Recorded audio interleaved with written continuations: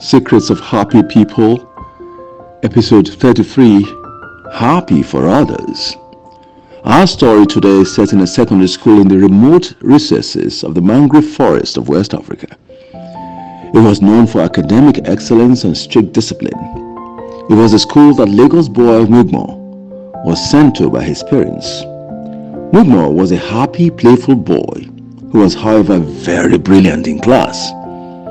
He essentially owned the first position in his class in primary school. There was hardly a term when he did not maintain his first position. All his classmates appeared to have happily surrendered the position to him. With the benefit of hindsight, Wigmore today realizes how great their generosity of spirit was. Lagos was a very cosmopolitan city, so children in class were from everywhere in the nation. Wigmore consistently beat them all, but they bore him no grudge. Instead, they would celebrate him with their groundnut and sweet party. What a happy bunch of kids they were, Wigmore recalls. The kids were all proud that Wigmore was one of them.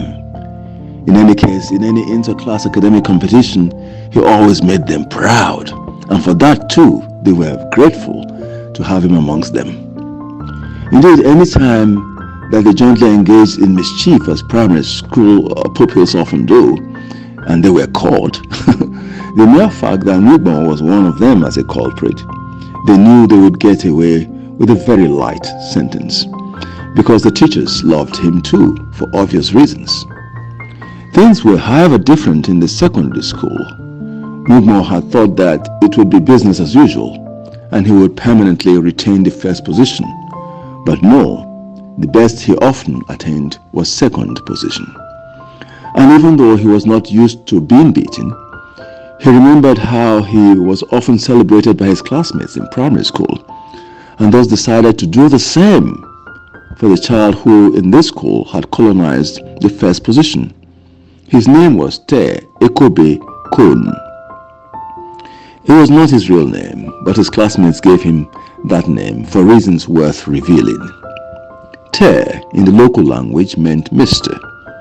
Eke meant head, and Kon was English word for, of course, anything conical in shape.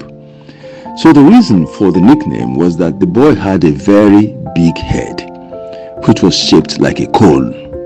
But I digress. Back to the story. Wigmore made sure he found a way to congratulate and celebrate Eresia-Eke anytime the results were published, and he was, of course, first in the combined class of over 100 students. He was very brilliant. He played no sport. He was focused on academics totally. He was somewhat of an awkward fellow, a real bookworm. While the rest jollied playing soccer and the like during games periods, Eke was always buried in his books.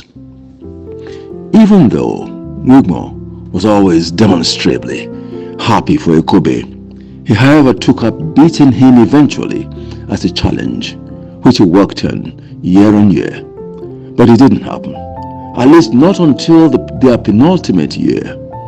This was when luck shone on him, and Wigmore beat Eke for the first time and clinched the first position. For this, Eke became even more awkward. He became visibly sad, and in fact, I would suggest bitter against Wigmore. And he remained so for the rest of their stay in the school until they graduated. Since after school, even though Wigmore has run into many of his classmates numerous times, he had not seen Eke again, and no one he asked appeared to know where he was.